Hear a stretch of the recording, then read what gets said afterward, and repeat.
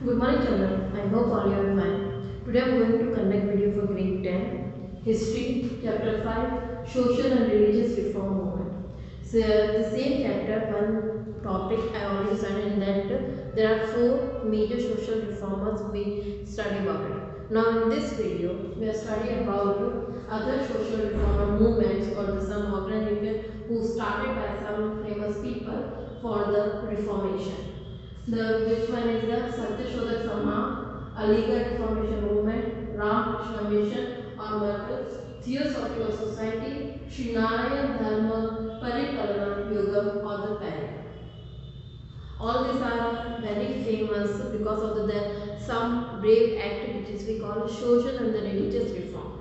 It means in the society if some evil things are there, some bad things are there, which is according to this they are not giving the equal rights to the men and women, they are not giving the equal opportunities to men and women. So according to those they start to the stand and they start to the fought against them. It means they try to remove all discrimination which was started in the India during before the time. In that, first we have studied about the Satyashodak Samaj. In Satyashodak Samaj was started by 1873 and it started by Mahatma Jyotiba Phule.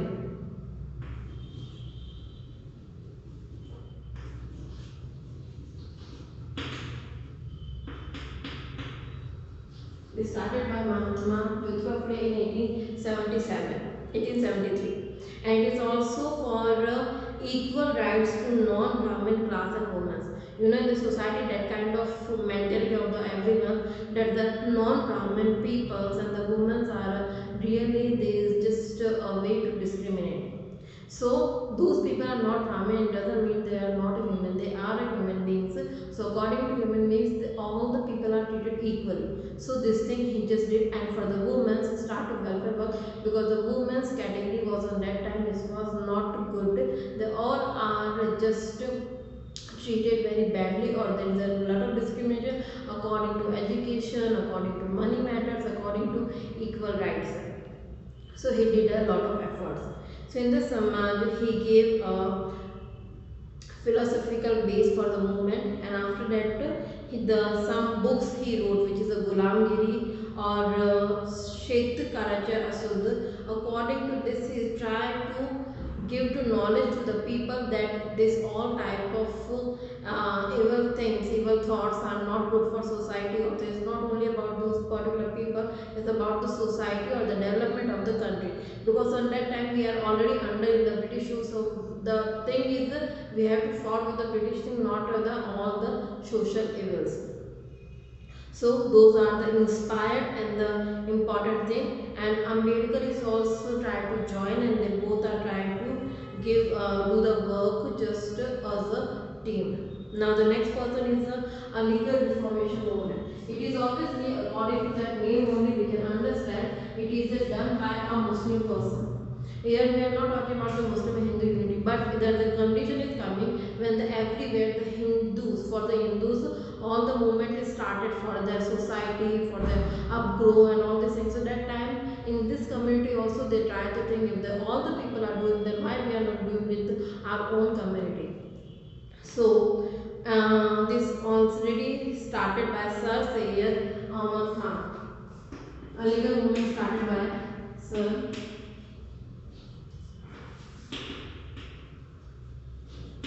Syed Ahmad Khan. Okay. So in 1857 he started to a sentiment became strong in a Muslim community after the incident of 87. You know that in 1857 some incident happened. According to incident, all the people are trying to equal and try to collect for the nation, for India. So after that, the something is started, which is a Reformation movement, and according to all this Reformation movement, the people try to think together. So the same thing happened for the Aligarh movement also. It is the base for the starting of the Aligarh Reformation movement. 1857, the battle and all the things is the base of all those things. So Sir Syed Ahmad Khan attempt or start a new movement, and the Muhammadan Literary School established in 1863 and started debates and discussion on the issues related to the religion, social and political issues. So it is the first step which he took for the encouraging to people that come, share your views, share your ideas, and what is the solution we can find out. You know, when we start a group discussion, it is a matter to encourage you people to say about your problems, to say about your views, and after that you have to control your, or you have to find a solution. Okay, so in that he started to all this thing. So after that he lived from 1870 to 1898, and he declared Quran is the authoritative book, and according to Quran he said that it is also a way of form of God, and he said that has to interpret one's religion according to changing time, and religion became sluggish, all this kind of things he did. He said without an open mind, any social and intellectual development is impossible. It means he said one like that, if your mind is not open, if you are not really a be of open-minded person for the society, you can't be accept, or you can't be imagined for the development of a society or development of a country. And he founded Muhammad Anglo-Oriental College in Aligarh in 1875, and after the institution became Aligarh Muslim University, which in the present time is also very famous. And he is not only just about thinking about the only the one community, he is thinking about the all communities. It means he was the thinker of the unity, was the very main aspect of India, the unity of all the religions. And in that Aligarh Muslim University, there it's not only about the one particular community's person's education is that, is that every community person can just take admission, just start their education according to that. It's not only for the one, it's for the every people who are the citizen of India at that time. Okay, now the next we are talk about Ramakrishna Mission or Ramakrishna Math. It is started by Ramakrishna Paramhans, okay, and it is started by in 1897 in Kolkata. 1897, Kolkata by Ramakrishna Paramhans, and it is Ramakrishna Advait Ashram, a branch of Ramakrishna Math, was established at Mayavati near Almora of Uttarakhand. So Ramakrishna was founded to carry to message and thought of Sri Ramakrishna, the spiritual guru of Swami Vivekananda. Sri Ramakrishna Paramhans was a worshipper of a Kali. Kali is a god, a goddess name, and also a priest at Kolkata Mandir.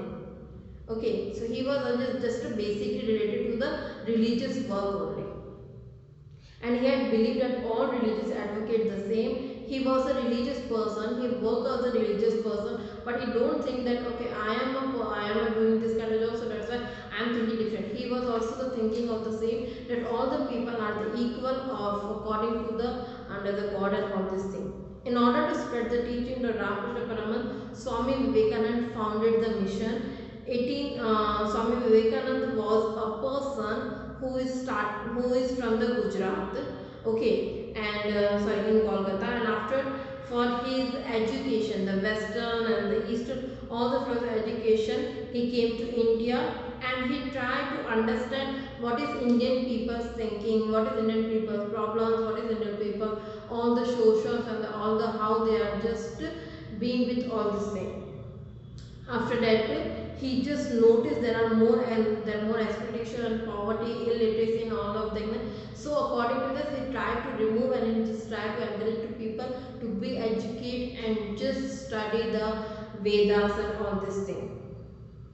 He said one line which is in a Swami Vivekananda's one book. There are one famous thing about it which I am reading. We should take the humanity to such a people where there are no Quran, Vedas and Bible. It's not compulsory that whatever in the books we have written, we already written, which things we are trying to observe in our life.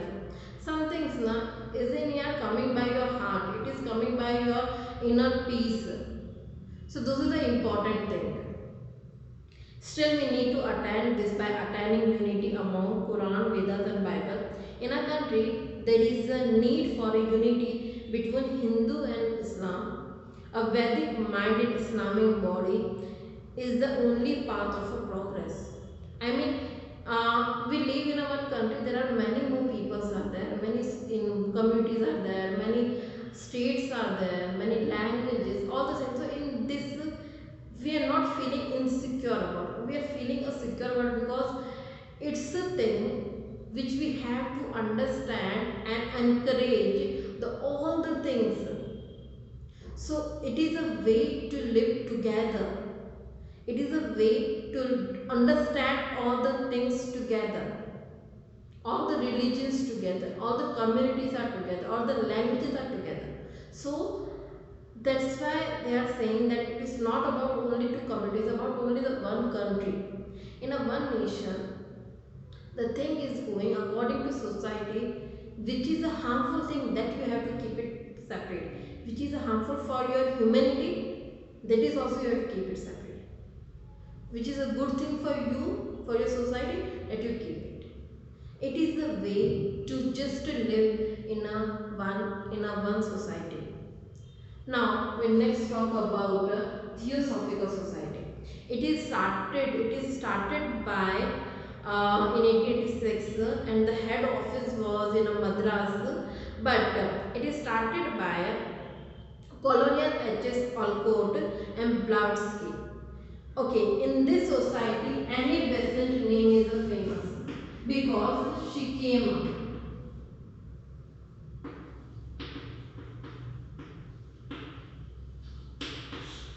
Annie Besant name came because she came. When she came, that time the Indians people conditions not as she tried to attract with the people so lot and she did a lot of work for those peoples who needed. Okay, and she also did a comparative study of Hinduism, Buddhism. She started to some new reformation movement for the peoples and she started to encouraging the cultures and all this thing. Okay, now the next one is Sri Narayana Dharma Paripalana Yoga.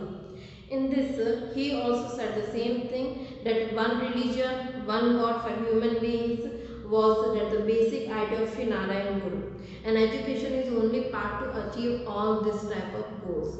Now the next one is a Parya. It is from the Kerala and he also gave the same knowledge for the society development, for the society reformation. So today I am going to end my chapter.